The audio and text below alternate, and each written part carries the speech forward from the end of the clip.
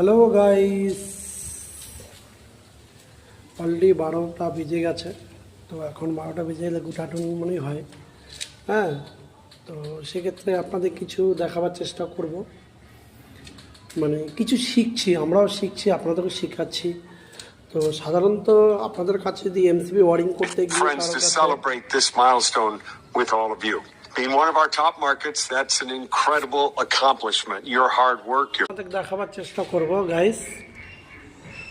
থাকে মানে একটা প্লাস্টিকটা না থাকে, যাই বোর্ডটা ওয়ারিং করছে দেখুন, এমসি বক্সটা আপনারা এইভাবে তার দিয়ে ওয়ারিং করে সুন্দর করে করতে পারেন। তো এইভাবে করলে কী হবে গাইস, দেখতে ভালো লাগবে, তারটা গোছানো এলোমেলো থাকবে না।